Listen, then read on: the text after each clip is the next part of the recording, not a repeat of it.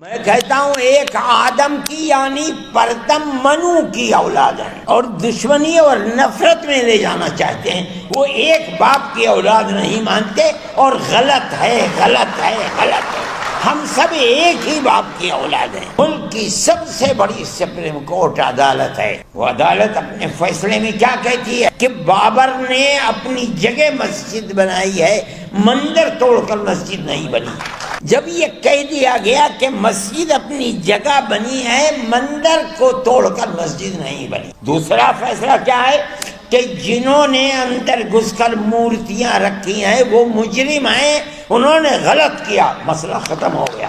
ہم ختم ہو جائیں گے. آگے آنے والا مورخ یہ لکھے گا کہ بابری مسجد کی جگہ مندر کس طریقے پر بنا ہے. سیکولرزم کی حفاظت. 2 بجے جلسہ ختم ہو جانا چاہیے، میں اس سے پہلے ہی ختم کر دوں گا. میرے بھائی، جمعیت علماء کا اپنا ایک کردار ہے. ہم اس سیکولر دستور کے محافظ ہیں. ہم سمجھتے ہیں کہ صرف زبانی نہیں کہ دنیا میں جا کر کے سیکولرزم کا ڈھنڈورا پیٹا جائے اور ملک کے اندر مسلمانوں کی 600 سال پرانی مسجدوں کو گرا کر کے وہاں مندر بنایا جائے. یہ سیکولرزم نہیں ہے، یہ ڈھول کا پول ہے. آپ کی پارلیمنٹ فیصلہ کر چکی ہے آج سے تقریباً 30-32 سال پہلے کہ جو مسجد جہاں جو مذہبی عبادت گاہ بنی ہوئی ہے سن 47 میں، اس عبادت گاہ کو اسی حال میں رہنے دیا جائے گا. آج آپ یہ کہتے ہیں کہ نہیں، بنارس کی مسجد کو توڑ دو، وہ ہماری ہے. متھرا کی مسجد کو توڑ دو. آپ کے کردار کا اور پارلیمنٹ کا کیا اعتبار ہے یہ بتائیے. کیا چیز ہے پارلیمنٹ کے اندر؟ پارلیمنٹ ایک قانون کو بناتی ہے، آپ اس قانون کو ٹھوکر مار دیتے ہیں.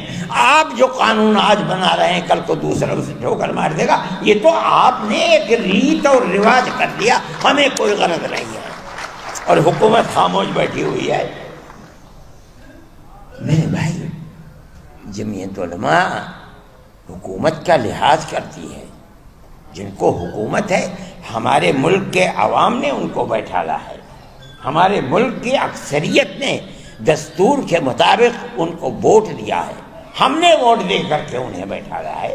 ہم یہ سمجھتے ہیں کہ ان کو ملک کے دستور کے اندر اس طریقے کی تشریح جس سے ملک کے ایک بہت بڑے طبقہ 20-25 کروڑ لوگوں کے حقوق کو آپ ٹھوکر مار رہے ہیں، ملک اس طرح امن و امان کے ساتھ نہیں چل پائے گا. اور اس کے نتیجے کے اندر ملک کی جو صورتحال ہے، آپ اپنی زبان سے کہتے رہیں کہ ملک ترقی کر رہا ہے اور ساری دنیا کے اندر ترقی کا ڈھڈورا پٹ رہا ہے، مگر ملک کے عوام کی جو صورتحال ہے اور فقر اور بے کسی کی جس طریقے پر پورے ہندوستان کے اندر کیفیت ہے، آپ اس کو دیکھ لیجئے. میں اپنی زبان سے کچھ نہیں کہتا ہوں. میں ایک مذہبی آدمی ہوں. میرا اپنا ایمان اور یقین ہے کہ اللہ جو چاہتا ہے وہ کرتا ہے. یعنی ایشور جو چاہتا ہے وہ کرتا ہے، یعنی اوم جو چاہتا ہے وہ کرتا ہے. آج آپ کر رہے ہیں، ٹھیک ہے، کر دیجئے. کل کو حالات بدلیں گے دنیا کے اندر. میں زندہ ہوں، میں بھی مر جاؤں گا اور دنیا کا ہر آدمی مر جائے گا. دوسرا آئے گا، اپنے خاص ذہن کے ساتھ آئے گا. حالات کیا ہوتے ہیں ان کو آج نہ میں جانتا ہوں نہ کوئی جانتا ہے، اللہ جانتا ہے اور ان کے سوا کوئی نہیں جانتا. میرے بھائی، ہم یہ سمجھتے ہیں کہ امن و امان کو پکڑنا چاہیے. میں مسلمانوں سے یہ کہتا ہوں کہ آج کی حکومتیں جو کچھ کر رہی ہیں اس سے فرقہ پرستی اور آپس میں نفرت اس طریقے پر ابھر رہی ہے کہ نہیں کہا جا سکتا کہ کل کو کیا ہوگا.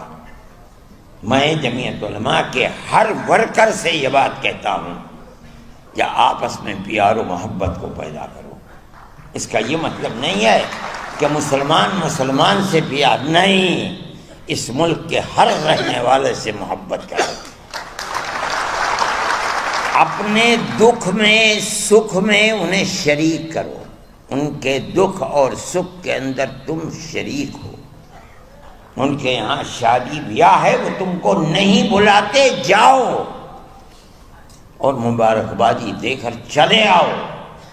کھانا کھلاتے ہیں کھاؤ، نہیں کھلاتے نہ کھاؤ۔ جب تمہارے یہاں سکھ ہو، شادی بیاہ ہو، تم اپنے رشتہ داروں کو جس طرح بلاتے ہو، اپنے دائیں بائیں رہنے والے غیر مسلموں کو بلاؤ۔ یہ تمہاری پرانی زندگی ہے، آج کی نہیں، یہ ہزاروں سال پرانی زندگی ہے، اور اسی طرح اس ملک کے اندر ہم رہتے چلے آئے ہیں۔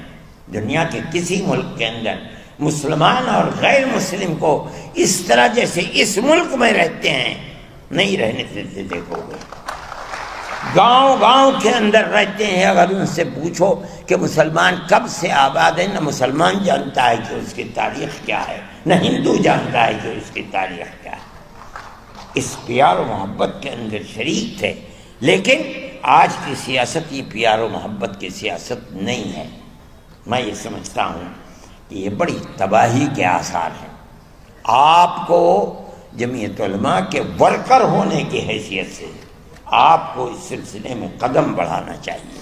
میں مدرسے والوں سے کہتا ہوں، صحیح ہے آپ کا مدرسہ مذہبی مدرسہ ہے، لیکن یاد رکھیے رسول اللہ صلی اللہ علیہ وسلم جن کی زندگی کو لوگ جانتے نہیں اور خاص طریقے کے اوپر برادران وطن نہیں جانتے، غیر مسلموں کے ساتھ اٹھنا بیٹھنا رہنا سہنا آپ کی زندگی تھی۔ آپ جب تک زندہ رہے، میں ایک بات کہتا ہوں اور تو یہ تو بڑی لمبی بات ہو جائے گی، ابو طالب آپ کے چچا تھے، آخری وقت تک بت پرست رہے، اور کھانا پینا اٹھنا بیٹھنا اللہ کے نبی کے ساتھ تھا۔ اگر اللہ کے نبی کو مکے کے لوگوں نے آبادی سے باہر کر دیا، ابو طالب نے ساتھ نہیں چھوڑا، باہر رہے، اور دین کے اعتبار سے وہ اللہ کے دین کو، اللہ کے نبی کے دین کو نہیں مانتے تھے، آخری وقت تک نہیں مانتے تھے۔ جب جان نکل رہی تھی تب گئے نبی کریم علیہ السلام ان کے پاس اور جا کے کہا، چاچا ایک مرتبہ لا الہ الا اللہ محمد رسول اللہ کہہ دیجئے، میں قیامت کے دن اللہ کے یہاں آپ کی شفاعت تو کر دوں گا۔ ابو جہل وہاں کھڑا ہوا تھا، ابو جہل نے کہا، ابو طالب کیا کہیں گے تمہارے بعد لوگ، کیا آخری وقت میں اپنے باپ دادا کے دین کو چھوڑ دیا؟ یہ کہا کہ نہیں، میں اپنے باپ دادا کے دین کے اوپر ہوں، اور مر گئے۔ اللہ کے نبی نے ساتھ نہیں چھوڑا، نہ انہوں نے چھوڑا نہ اللہ کے نبی نے ساتھ چھوڑا، حالانکہ اللہ کے نبی کے دین پر نہیں تھے، نہ زندگی میں تھے نہ مرتے وقت تھے۔ میرے بھائی یہ رسول اللہ کا کردار ہے۔ یہ سمجھنا کہ کسی غیر مسلم کے ساتھ اٹھنا بیٹھنا یہ درست نہیں، اسلام میں غلط ہے، غلط ہے، غلط ہے۔ ہم اس ملک کے رہنے والے ہیں، وہ ہمارے بھائی ہیں۔ میں کہتا ہوں ایک آدم کی یعنی پرتم منو کی اولاد ہیں، ہم دونوں بھائی بھائی ہیں۔ جو لوگ اس کو تفریق میں اور دشمنی اور نفرت میں لے جانا چاہتے ہیں، وہ ایک باپ کی اولاد نہیں مانتے، اور غلط ہے، غلط ہے، غلط ہے۔ ہم سب ایک ہی باپ کی اولاد ہیں، ہم سب ایک دوسرے کے بھائی ہیں۔ جمعیت علماء یہ کہتی ہے، اور جمعیت علماء میرے تعلقات RSS کے بڑے چوٹی کے لوگوں سے ہیں جو میرے پاس آتے ہیں، میں ان کے پاس جاتا ہوں، ہندوؤں سے بھی ہیں، مسلمانوں سے بھی ہیں، میں جو ان کی تواضع کر سکتا ہوں میں وہ تواضع، میں کوئی بہت بڑا دولت مند آدمی نہیں ہوں، لیکن جو بھی کر سکتا ہوں میں پیار و محبت کی باتیں ان کے ساتھ کرتا ہوں۔ کوئی ضرورت نہیں ہے میں کیوں تفریق کروں، وہ صحیح ہے، وہ RSS کے لوگ ہیں، دوسری پارٹیوں کے لوگ ہیں، وہ کریں. ہمارا فرض یہ ہے کہ ہم ان کے ساتھ پیار و محبت، اور میں جانتا ہوں کہ وہ شریف لوگ ہیں، اپنی شرافت کے کردار کو پیش کرتے ہیں. میرے بھائی، میں اس لیے کہتا ہوں کہ آپ کو اس سلسلے کے اندر جو مدرسے والے ہیں وہ اپنے مدرسوں کے جلسوں کے اندر بلائیں، بچوں سے تقریریں کروائیں، ماں باپ کے ساتھ کس طرح تعلقات رکھنے چاہیے، قرآن کیا کہتا ہے، اللہ کا نبی کیا کہتا ہے، ان کو سنائیں. پڑوسیوں کے ساتھ کیسے تعلقات ہونے چاہیے، آدمی کے ساتھ قطع نظر اس کے کہ اس کا مذہب کیا ہے، کیسے تعلقات ہونے چاہیے، تاکہ آپ کے خلاف جو پروپیگنڈا ہے کہ اسلام دہشت گردی کا مذہب ہے، یہ جائے تو لوگ سنیں تو کہ آپ تعلیم کیا دیتے ہیں، قرآن بتاتا کیا ہے. یہ ہمارا قصور ہے کہ ہم اسلام کی صحیح تصویر ان کے سامنے پیش نہیں کر پا رہے ہیں. ہمیں کرنی چاہیے. میں یہ بات کہتا ہوں اور آپ میری اس بات پر غور فرمائیں. آپ جہاں مدرسہ قائم کرتے ہیں اس مدرسے کے اندر اپنے ان بھائیوں کو بلائیے، ان کے سامنے اپنے اس پروگرام کو پیش کیجیے جو انسانیت کا پروگرام ہے اور جو قرآن سے ثابت ہو رہا ہے، جو اللہ کے نبی سے ثابت ہو رہا ہے. تب آپ سمجھا جائے گا کہ اسلام کی صحیح تصویر کو دنیا کے سامنے پیش کر رہے ہیں. اور اگر یہ نہیں کرتے تو میرے بھائی آپ کے لیے مشکلات ہیں اور قصوروار آپ بھی ہیں. وہ ہنسنے لگے اور انہوں نے اس کے بعد حکم دیا کہ اس کے اقلیتی کردار کو بحال کیا جائے. اس کے اقلیتی کردار کو، جو وزیر تھا، قبل سبل منسٹر تھے اس وقت، جب انہوں نے کہا اور سونیا جی نے کہا کہ اس کے اقلیتی کردار کو بحال کیا جائے، کر نہیں سکے قبل سبل. انہوں نے سلمان خورشید کو لکھا.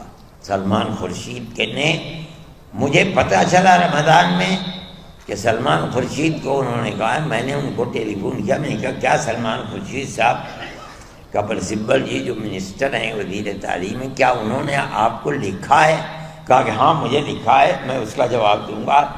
میں نے کہا کہ اگر مسلم مفاد کے خلاف آپ نے جواب دیا تو قیامت تک مسلمان چھوڑے گا نہیں، یاد رکھیے گا. کہنے لگے نہیں، جو اصل حقیقت ہے میں وہی لکھوں گا جواب. کیوں؟ میں نے کہا بڑی اچھی بات ہے. انہوں نے جواب دیا اور اقلیتی کردار کو بحال کر دیا گیا. آج لوگ جاننے والے نہیں ہیں جمعیت علماء کو، نہیں جانتے کہ جمعیت علماء کا کردار کیا رہا ہے. سیکولرزم کی حفاظت جمعیت علماء نے کی ہے، ورنہ ملک کا دستور، میں اگر نام لوں کہ وہ کون لوگ تھے جو گاندھی جی کو مجبور کر رہے تھے کہ ملک اب سیکولر دستور نہیں ہوگا، لیکن جمعیت علماء کے سامنے گاندھی جی بھی اور جواہر لال نہرو بھی اور دوسرے لوگ بھی مجبور ہوئے اور انہوں نے سیکولرزم کو قبول کیا. اور جمعیت علماء کہ اس مطالبے کے سے کبھی کانگریس باہر نہیں جا سکی. اور اگر کانگریس باہر نکلنے کی دائیں بائیں ہوئی تو کوئی نہیں بولا. جمعیت علماء تنہا وہ جماعت تھی جس نے اس کے خلاف جیل بھر تحریک کو چلی. اور مجھے خوب یاد ہے کہ جمعیت علماء کے سارے ملک کے لوگ دلی کی کالی مسجد کے اندر تھے اور سونیا جی نے، اندرا جی نے ایک سفید کاغذ کے اوپر دستخط کر کے جنرل شاہ نواز کو بھیجا اور وہ آئے کالی مسجد میں اور انہوں نے ان کے سامنے وہ تحریر دی ان کے دستخطوں کی کہ اندرا جی نے بھیجا ہے، آپ کے جو مطالبات ہوں آپ اس میں لکھ دیجئے، میرے دستخط ہیں اور مجھے وہ مطالبات منظور ہیں.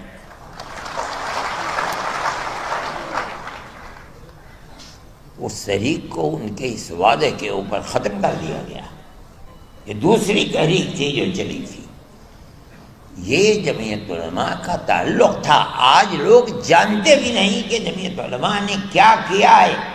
ان کا خود کوئی کردار نہیں، وہ جمعیت علماء کے کردار کو کیا جانیں گے.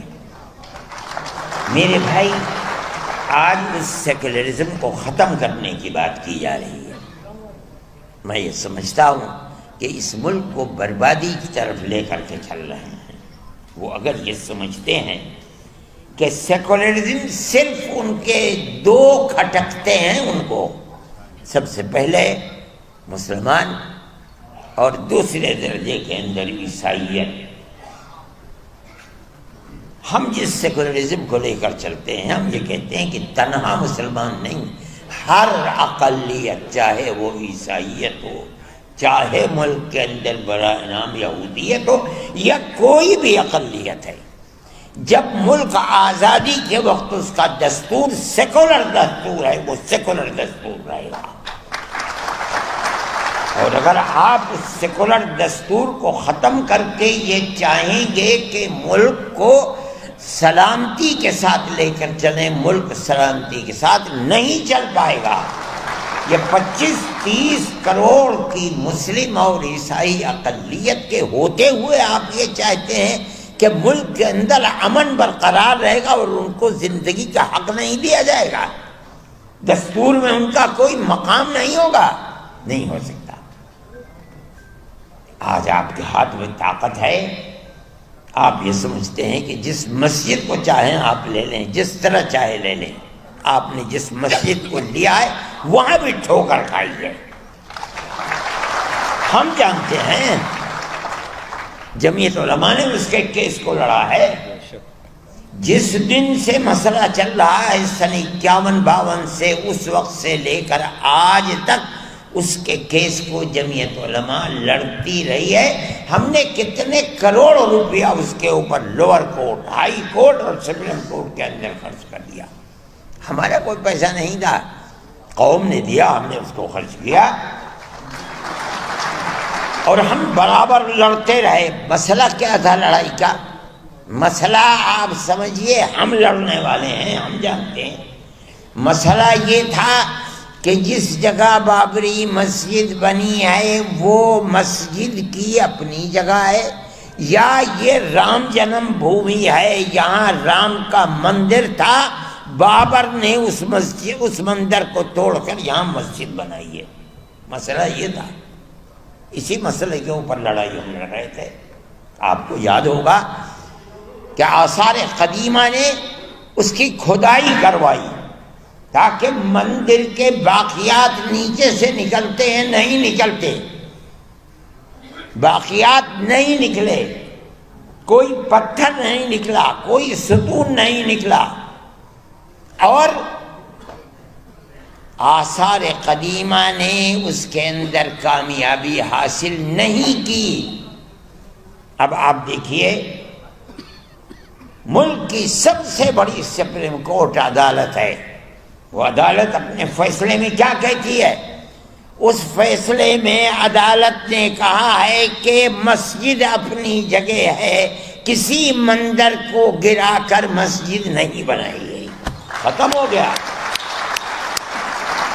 ہمارا جو مقدمہ 50-70 سال سے چل رہا تھا، ہم اس مقدمے کے اندر کامیاب ہیں کہ بابر نے اپنی جگہ مسجد بنائی ہے، مندر توڑ کر مسجد نہیں بنی۔ ہم مسلمان ہیں، ہم جانتے ہیں کہ اگر کسی دوسری جگہ کے اوپر مندر توڑ کر مسجد بنائی جاتی، وہ مسجد نہیں ہے۔ مسجد وہ ہے جو مسجد کی جگہ ہے اور اس جگہ کو وقف کیا گیا ہے۔ ہم تو اس مقدمے کے اندر کامیاب ہیں۔ جب یہ کہہ دیا گیا کہ مسجد اپنی جگہ بنی ہے، مندر کو توڑ کر مسجد نہیں بنی۔ دوسرا فیصلہ کیا ہے کہ جنہوں نے اندر گھس کر مورتیاں رکھی ہیں وہ مجرم ہیں، انہوں نے غلط کیا، مسئلہ ختم ہو گیا۔ جب سننے والے سن رہے تھے فیصلے کو، تیسرا فیصلہ اپنی جگہ کے اوپر تھا کہ یہ مسجد کی جگہ ہے، لیکن یہ الگ بات ہے کہ فیصلہ یہ دے دیا گیا کہ لیکن ہم یہ جگہ ہندوؤں کو دیتے ہیں۔ ٹھیک ہے، آپ نے دے دی، ہم اپنے مقدمے کے اندر کامیاب ہیں۔ ہم آج نہیں بولتے نہ ہمیں بولنا چاہیے، اس لیے کہ جو سب سے بڑی ملک کی عدالت ہے اس نے یہ ہندو بھائیوں کو دے دی۔ ہم نہیں بولتے، ہم 1000 دفعے کہہ چکے تھے کہ یہ آخری ہماری لڑائی ہے، سپریم کورٹ ہمارا سپریم کورٹ ہے، ہم اس ملک کے رہنے والے ہیں، سپریم کورٹ جو فیصلہ کر دے گا ہمیں وہ منظور ہے۔ سپریم کورٹ نے فیصلہ کر دیا، ہم اپنے گھر بیٹھ گئے، ہم خاموش ہیں، ہم نہیں کہتے کچھ، لیکن دنیا ختم تو نہیں ہے، ہم ختم ہو جائیں گے۔ آگے آنے والا مورخ یہ لکھے گا کہ بابری مسجد کی جگہ مندر کس طریقے پر بنا ہے۔ ہم نہیں بولتے، لیکن کیا آنے والی دنیا خاموش ہو جائے گی؟ میرے بھائی، یہ تو دنیا کے حالات ہیں، کل کوئی اور تھا، آج کوئی اور ہے۔ اگر ہم یہ سمجھتے ہیں کہ ارشد ہمیشہ زندہ رہے گا تو پاگل ہے، مرے گا، میری جگہ کوئی دوسرا آ کر کرے گا۔ یہ تو دنیا ہے، یہاں اسی طرح آنا جانا لگا ہوا ہے۔ ایسی ذات جو ہمیشہ سے ہے، ہمیشہ رہے گی۔ میں کہتا ہوں وہ اوم ہے۔